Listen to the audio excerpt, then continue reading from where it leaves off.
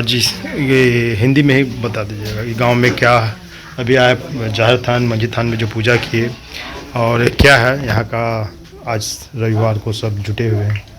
देखिए आज पहली दफ़ा सुगा पहाड़ी गांव के मस्जिद थान में आए और ये जानकर भी बड़ी प्रसन्नता हुई। लोगों ने प्रारंभ किया है कि प्रत्येक रविवार को लोग एकत्रित होते हैं और समूह में लोग पूजा भी करते हैं और प्रार्थना भी करते हैं।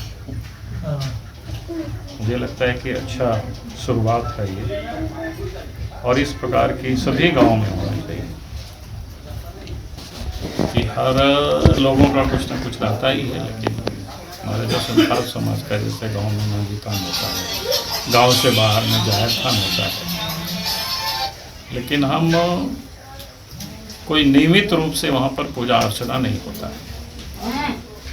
या तो शादी ब्याह के समय होता है कि लड़का जब बारात जाते हैं या बहू को लेके आते हैं या लड़की की विदाई होती है तो उस समय लोग मस्जिद थान में लोग पूजा करते हैं, या फिर गांव में कोई और भी होता है उस समय। लेकिन इस प्रकार के सप्ताह में कोई एक दिन एकत्रित होकर के पूजा करना ये अपने आप में बहुत अच्छा पहल है, शुरुआत है।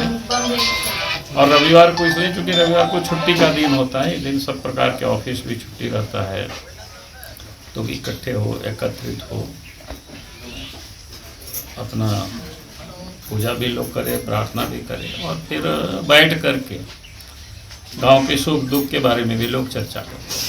सर इसको संथाल प्रोग्राम में चलिए यहाँ से शुरुआत हुआ है, आगे भी इस परंपरा को थोड़ा बढ़ाने का निश्चित रूप से इसको बढ़ाना चाहिए। और इन लोगों से भी मैं कहूँगा कि चूँकि यहाँ के मुखिया भी हैं तो कम से कम इस पंचायत के अंदर सभी गांव में इस प्रकार की शुरुआत हो तो धीरे धीरे ही देख करके लोग फिर शुरुआत करते हैं और शुरुआत होता है तो एक अच्छी पहल होता है। और खास करके हमारे संथाल भाई बहनों का ये पहचान यही है, जब जो मस्जिद थान में पूजा करते हैं, जाहिर थान में पूजा करते हैं, इसको हम बोलते हैं मारंग गुरु को पूजा करते हैं, माझी बाबा को पूजा करते हैं, जाहिर आयो को पूजा करते हैं, तो ये सब संथाल है।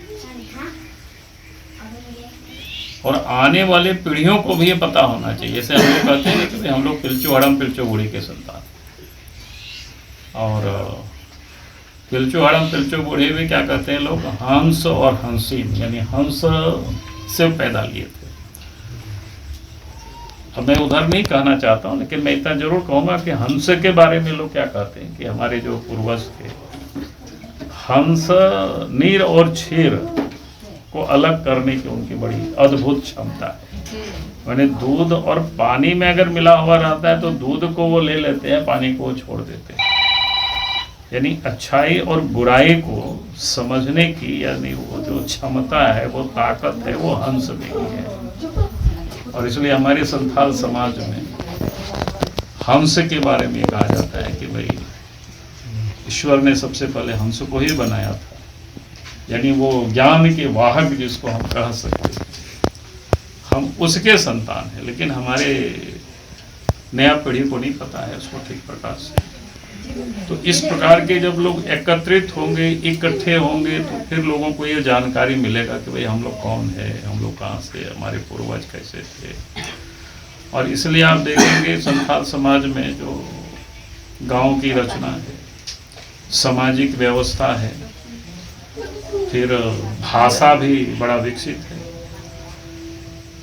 भाषा के बारे में मैं कहता हूँ कि भाई संथाली समाज, संथाली जो भाषा है, जैसे दो लोग अगर बातचीत करते हैं, दो लोग अगर एक दूसरे को प्रणाम करते हैं, जोहार करते हैं, तो उसी से भी पता चल जाता है कि दोनों के बीच में रिश्ता क्या है, संधि का मिलन कैसे होता है, यानी क्या बोलते हैं बहू और भैंसुर का कैसे होता है। तो ये सारी चीज़ों एक प्रकार से